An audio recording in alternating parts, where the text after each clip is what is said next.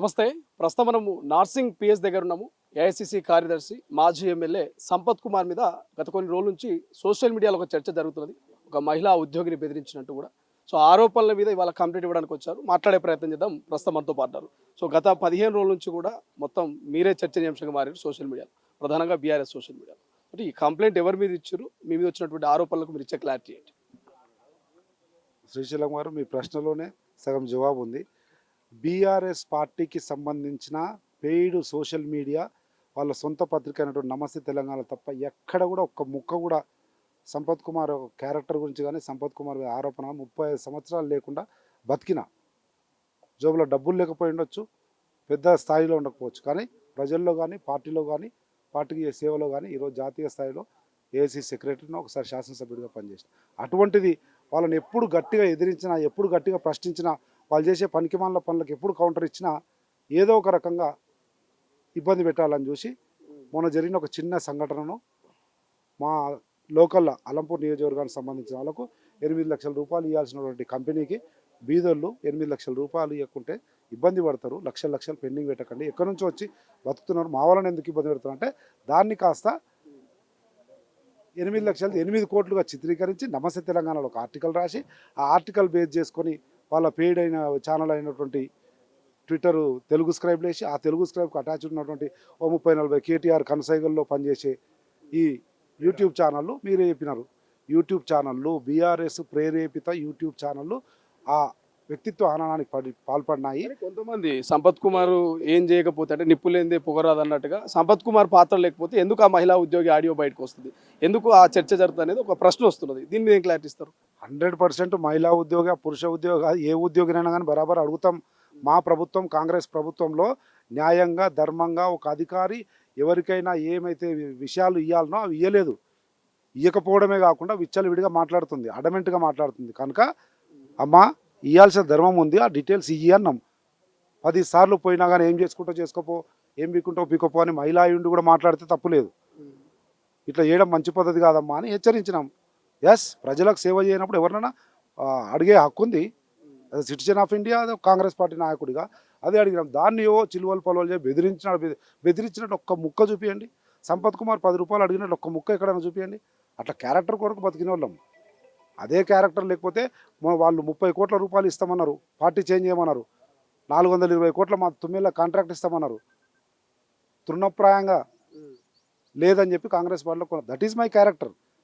అటువంటిది వీడు ఎన్ని రకాలుగా కూడా వంగుతలేడని చెప్పి పదే స్టేట్మెంట్లు ఇస్తున్నాడని చెప్పి నా వ్యక్తిత్వ హననానికి పాల్పడితే ఊకుండేది లేదని చెప్పి గెలిచిన ఎమ్మెల్యేలు చాలా మంది ఉన్నారు, వాళ్ళని ఎవరు టార్గెట్ చేయకుండా ఓడిపోయినా ఇంకా అక్కడనే ఉన్నటువంటి సంపత్ మీద ఎందుకు ఈ ఆరోపణలు వస్తాయి?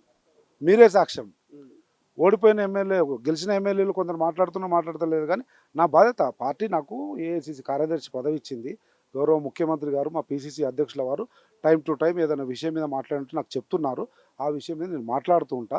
సరైన పద్ధతిలో అనుకోండి, ఇంకా కొద్దిగా అగ్రెసివ్గా అనుకోండి, కేటీఆర్ మీదనో హరీష్ మీదనో బీఆర్ఎస్ పార్టీ మీదనో వాళ్ళు చేస్తున్నటువంటి తప్పుడు ఆరోపణ మాట్లాడుతూ ఉంటాం. కనుక వీడు మాట్లాడకూడదు, ఎక్కడో దగ్గర ఇరకబెట్టాలని చెప్పి కుట్రపూరితంగా పచ్చి అబద్ధాలు నిజాలుగా చిత్రీకరించడానికి చేసినటువంటి ప్రయత్నంలో భాగంగా జరిగినటువంటి సంఘటన మీరు చెప్పిన ఈ 10 రోజుల సోషల్ మీడియా.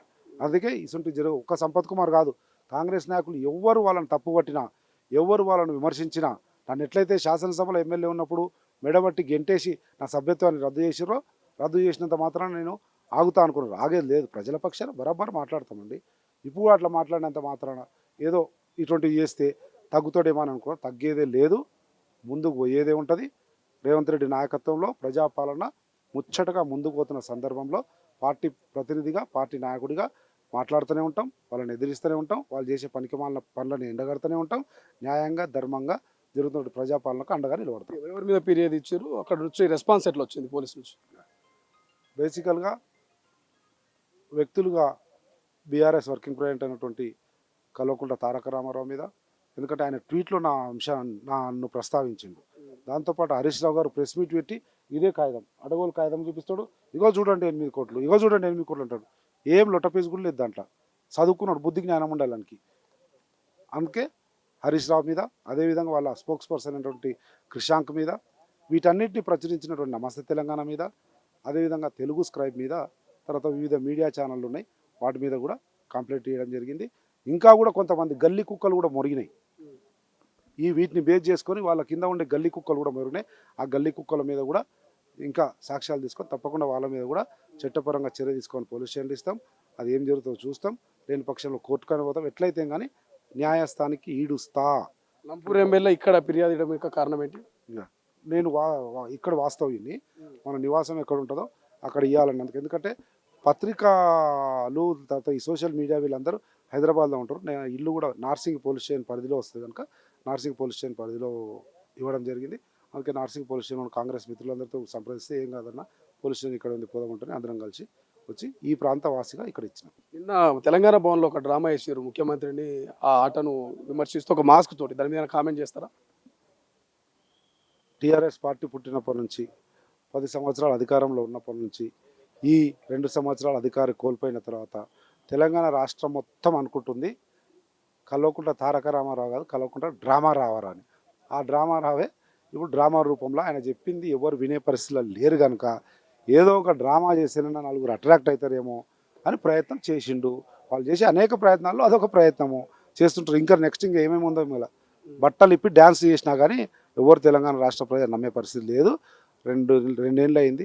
ఆలోచన చేయండి. సర్పంచ్ ఎన్నికలు ఏమైనాయి, ఇప్పుడు మున్సిపల్ ఎలక్షన్ చూడండి, రేపు జిహెచ్ఎంసీ చూడండి. ప్రజల తీర్పు, ప్రజాస్వామ్యంలో రాజకీయ పార్టీలకు ప్రజల తీర్పే పరమావధి. అటువంటి ప్రజా తీర్పు అట్లా ఉన్న తర్వాత కూడా ఎన్ని చెప్పినా కానీ ఇక్కడ యూసు కూడా ఏం చేసిండు, తిప్పుడు ఏం తిప్పిండు, ఆడే తిమ్మ తిరిగి పడిపోయిండు. అవునా? అందుకని అటువంటి పరిస్థితుల్లో ఎవరు నమ్మే పరిస్థితులు లేరు కనుక ఏదో డ్రామా చేసి అట్రాక్ట్ చేయడానికి ప్రయత్నం చేసిండు. ఈ డ్రామా రావుకు ఇవే డ్రామాలే మంచిది. ఆయనే నటించి డ్రామాలలో ఉన్నట్టే అట్లీస్ట్ తెలంగాణ రాష్ట్ర ప్రజలు సుభిక్షంగా ప్రజాపాలనలో రేవంత్ రెడ్డి నాయకత్వంలో ముందరకు పోతారు. ఫైనల్గా ఏంది లీగల్గా ఎప్పటిదాకా ఫైట్ చేస్తారు? ఈ అంశం తెగదాకా ఫైట్ చేస్తారా? 100% అంటే సంపత్ కుమార్ గురించి తెలిసిన వాళ్ళు ఎవరు కూడా కాదన్నారు. సంపత్ కుమార్ పట్టిందంటే ఈయన సమస్య లేదు. అంతు తేల్చుకునే వరకు, అంతిమ లక్ష్యాన్ని చేరుకునే వరకు, ఫలితం వచ్చే వరకు ఇడిసే టైపే కాదు మనది. ఇడవని ఇద్దరిని బామార్దులను ఆ మురిగే కుక్కలను కోర్టుకు ఇడ్చే వరకు వదలనే వదలను. Thank you so much. ఇది మొత్తం మీద సో నా మీద ఆరోపణలు చేసినటువంటి కేటీఆర్, హరీష్ రావును ఇతరుల్ని కూడా కోర్టుకి ఇచ్చే వరకు, నాకు న్యాయం జరిగేంత వరకు వదిలిపెట్టినట్టు సంపత్ కుమార్ హెచ్చరిక జారీ చేస్తున్నటువంటి పరిస్థితి. చూద్దాం ఈ వివాదం ఎక్కడ దాకా వస్తుంది, ఎక్కడ పులి స్టాప్ పడుతుంది. కెమెరా పర్సన్ అజయ్తో శ్రీశైలం, తొలి వెలుగు, హైదరాబాద్, నాసిక్. అసలైన తొలి వెలుగు. ఫాలో వాట్సాప్ @తొలి వెలుగు official.